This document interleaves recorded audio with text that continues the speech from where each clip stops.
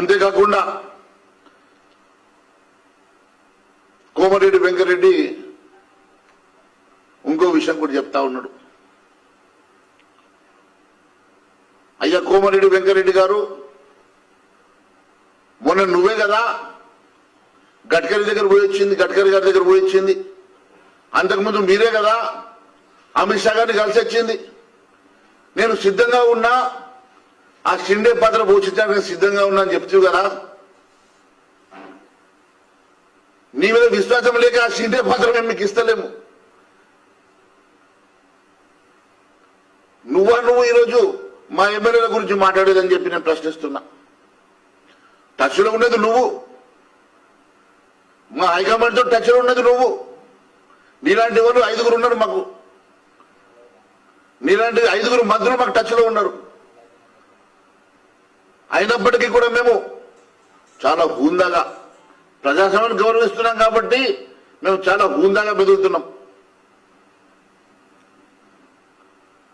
రేవంత్ రెడ్డి నేను ఒకటి అడుగుతా ఉన్నా, రేవంత్ రెడ్డి నీకు ఈ ప్రజాస్వామ్యం మీద, పోనీ నువ్వు మాట్లాడినటువంటి మాటల మీద నీకు నమ్మకం ఉన్నా, గౌరవం ఉన్నా,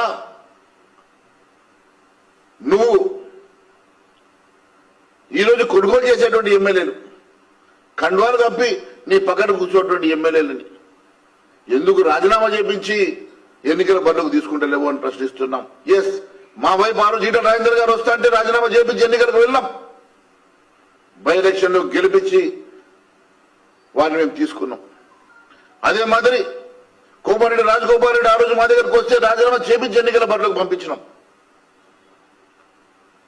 ఇది ప్రజాస్వామ్యం, ఇది అంటే ప్రజాస్వామ్యం, ఇదంటే ఎథికల్ పాలిటిక్స్. నీకు ఎథిక్స్ గురించి ఏం తెలుసు? నిన్న ఒక మాట మాట్లాడితే, పిసిసి అధ్యక్షుడు ఒక మాట మాట్లాడితే, ఈ రోజు ఒక మాట మాట్లాడుతూ ఉన్నావు.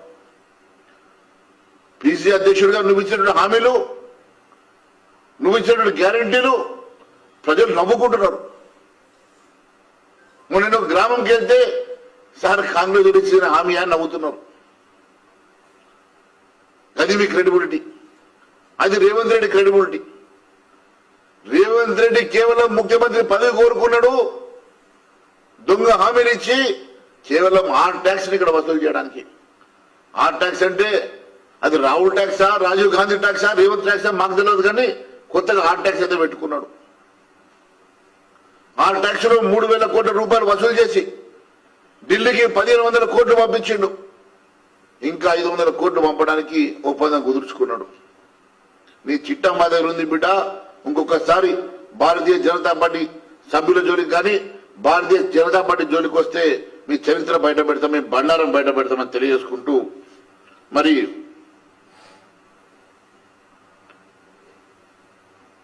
నీతిమంతుడు అయితే, నువ్వు నిజాయితీ పరుడు అయితే, రంజిత్ రెడ్డి గారికి నువ్వు ఇచ్చినటువంటి టికెట్, ఆయన మీద నువ్వే ఆరోపణ చేసి, నువ్వే అవినీతి ఆరోపణ చేసి, ఆయనకు నువ్వే టికెట్ ఇచ్చి ఈరోజు ఏ ముఖం పెట్టుకుని ఆయన ఓట్లు అడుగుతావో అది కూడా నువ్వు ప్రజలకు చెప్పాల్సిన అవసరం ఉందని తెలియజేసుకుంటూ, మరి అవకాశం ఇచ్చిన ధన్యవాదాలు తెలియజేస్తున్నాను. అంతేకాకుండా మిత్రులారా, ఒక చివరిగా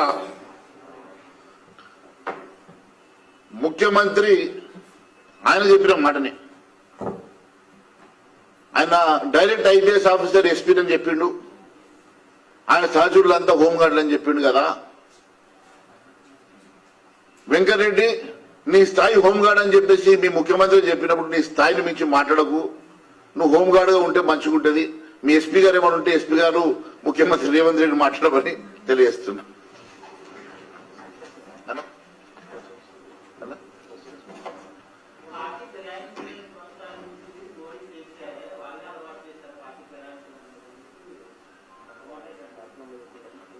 చూడండి, అదే విషయం నేను తెలియజేస్తా ఉన్నాను. ఎవరైనా భారతీయ జనతా పార్టీ సిద్ధాంతాలు, భారతీయ జనతా పార్టీ నిర్ణయాలకి ఆకర్షితులై వస్తే డెఫినెట్ గా రాజీనామా చేసి, వారు ఎమ్మెల్యేగా, ఎంపీగా వారి పదవికి రాజీనామా చేసి మా పార్టీలో జాయిన్ అయితే తీసుకున్న చరిత్ర మాకున్నది, తీసుకోవడానికి సిద్ధంగా మేము ఉన్నాం. లేని పక్షంలో ఆ 2/3 మెజార్టీయో ఆ రకంగా ప్రజాస్వామ్య పద్ధతిలో మా వైపు వస్తే మేము తీసుకొని సిద్ధంగా ఉంటాం తప్ప కేసీఆర్ కి మాకు సంబంధం లేదు. కేసీఆర్ ఏ రకంగా తీసుకున్నాడో కేసీఆర్ మీరు ఫాలో అవుతున్నారంటే కేసీఆర్ కి మీకు గతంలో ఉన్నటువంటి స్నేహం అటువంటిది, మీ రిలేషన్ అటువంటిది. గతంలో కేసీఆర్ గారు యూపీఏ గవర్నమెంట్ లో మంత్రిగా పనిచేసిండ్రు. రాష్ట్ర ప్రభుత్వంలో కూడా టీఆర్ఎస్ 6 మంత్రి పదవులు తీసుకుని అనుభవించారు కాబట్టి వారి స్నేహబంధం అటువంటిది.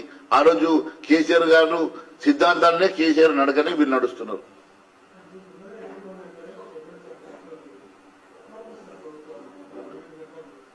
చూడండి, ఒకటే విషయం నేను తెలియజేస్తా ఉన్నాను. మా 8 మంది టచ్ లో ఉన్నాం. టచ్ లో లేరని మీరంటే 8 మందికి 8 టచ్ లో ఉన్నాం.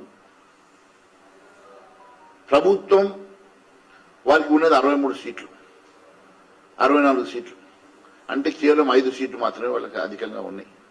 రెండో మేజర్ అంశం ఏంటంటే మేము ఏ రోజు కూడా ఏ ప్రభుత్వాన్ని కూల్చాలని చెప్పేసి మేము భావించడం లేదు.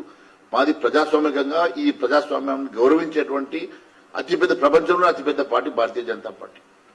మేము ఒకటే చెప్తా ఉన్నాం, మీరు మా జోలికి దయచేసి రావద్దు, మా గురించి మాట్లాడొద్దు. మేము చాలా హూందాగా మెదులుతున్నాం. మీరు ఒకవేళ అట్లా చేస్తే మీ చిట్టా ఏందో మా దగ్గర మేము కూల్చాల్సిన అవసరం లేదు. వాళ్ళ మంత్రులే రెడీగా ఉన్నారు. వాళ్ళ మంత్రులే మా దగ్గరకు వచ్చి మేము షిండగా మారుతాం, నా వెంట 10 మంది ఉన్నారు, నా వెంట 20 మంది ఉన్నారు, వాళ్ళే అంటున్నారు. ఆ 10 మంది 20 మందిని వెంట పెట్టుకుని రావడానికి సిద్ధంగా ఉన్నారు. కానీ మేము అలాంటి ఎంకరేజ్ చేయం కాబట్టి మేము చాలా ప్రజాస్వామ్య పద్ధతిలో చాలా గౌరవంగా బిహేవ్ చేస్తా ఉన్నాం. సమయం వచ్చినప్పుడు అన్ని బయటకు వస్తాయి.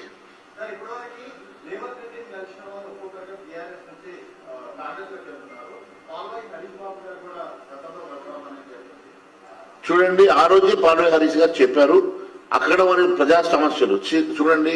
ఈ రోజు ఎంత బాధాకరమైన అంశం అంటే మంత్రుడిని ముఖ్యమంత్రి, వారు మంత్రి ముఖ్యమంత్రి ఎవరైనా సరే ఈ తెలంగాణ రాష్ట్రానికి, తెలంగాణ రాష్ట్ర అన్ని నియోజకవర్గాలకి ప్రజలకు సంబంధించినటువంటి ముఖ్యమంత్రి. ఆయన ఒక కాంగ్రెస్ పార్టీ ముఖ్యమంత్రి కాదు.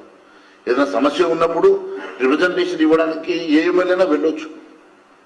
ఒక ఎమ్మెల్యే వెళ్ళాడు, వెంటనే అక్కడ నుంచి ప్రెస్ మీట్ పెట్టి ఈ అంశం మీద వెళ్ళానని ఈ రిప్రజెంటేషన్ ఇచ్చానని చెప్పాడు. కానీ ఈ రోజు బీఆర్ఎస్ ఎమ్మెల్యేలు ఎవరైతే వెళ్లి కండో కప్పుకొని పక్కన కూర్చొని టికెట్లు తీసుకొని ఈరోజు మేము కాంటాక్ట్ చేయడానికి టికెట్లు తీసుకొని కూడా ఈ రోజు వరకు రాజీనామా చేయరు. వారి గురించి మేము మాట్లాడతాం.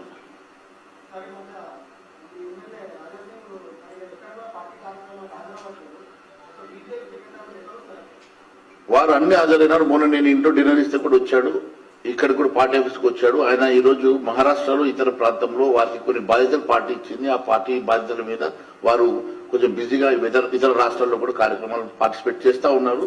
అతి త్వరలో వారు ఇక్కడ కూడా మీటింగ్ వస్తారు.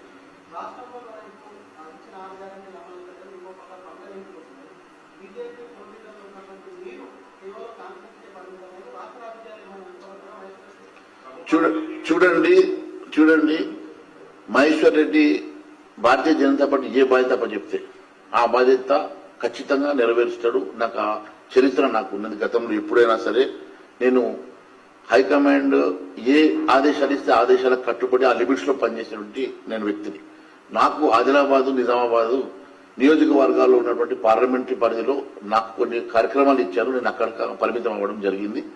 కానీ పంట నష్టం విషయంలో కూడా నేను అక్కడ ఉన్నటువంటి అంశం మీద నేను మాట్లాడడం జరిగింది.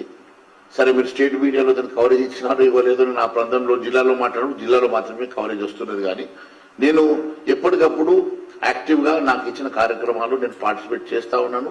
దాని మీద పంట నష్ట పరిహారం కూడా ఇవ్వాలని చెప్పి నేను గతంలో కూడా డిమాండ్ చేసినాను. ఈ రాష్ట్ర ప్రభుత్వం పూర్తిగా వైఫల్యం చెందిన అదే అంశంతో మొదలుపెట్టింది కూడా దానికోసమే. ఒక పంట నష్టం కాళేశ్వరం ఎవరో మీద కోపంతో ఈరోజు కాళేశ్వరం అటు సిబిఐకి ఇవ్వకుండా, ఇటు ఎంక్వైరీ చేయకుండా, దాన్ని రిపేర్ చేయకుండా కాలయాపన చేసి రేపు ఆ నీటి అంతా కూడా వదిలేసినటువంటి నీటిని కనీసం రేపు ఆ బ్యారేజ్ నింపలేని పరిస్థితిలో ఈ రకమైనటువంటి తుగ్లక్ చేష్టలు చేస్తున్నటువంటి రేవంత్ రెడ్డి గారి మీద మేము ఎప్పటికప్పుడు మేము పోరాటం చేస్తూనే ఉన్నాం.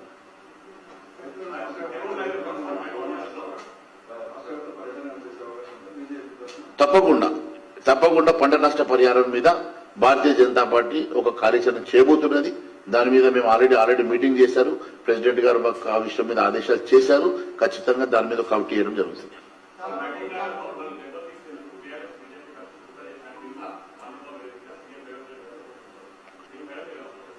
చూడండి, దొంగ అంటే ఎటుంటది. ఆయన వాళ్ళిద్దరు కలిసి పనిచేసుకునేది వాళ్ళు.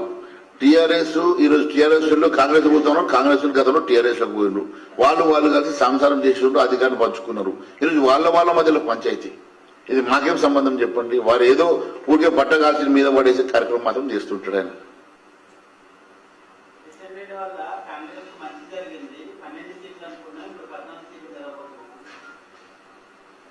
సరే, వారు అనుకుంటున్నారు అనగానే జరుగుతుందా? రేపు రిజల్ట్ రాని కదా, రిజల్ట్ వచ్చినా మాట్లాడదాం. ఈరోజు మేము కూడా అనుకుంటున్నాం కదా 8 నుంచి 10 సీట్లు వస్తాయని. మేము 10 కాదు 12 కూడా రావచ్చు మాకే.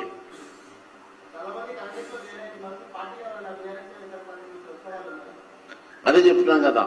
ఎవరు మా దగ్గర సిద్ధాంతం ఉన్నది, రాజీనామా చేసి రమ్మని చెప్తా ఉన్నాం కాబట్టి మా దగ్గర సిద్ధాంతం ఉన్నది. అట్లా మేము గేట్ ఓపెన్ చేస్తే అందరూ రావడానికి సిద్ధంగా ఉంటారు. రైట్.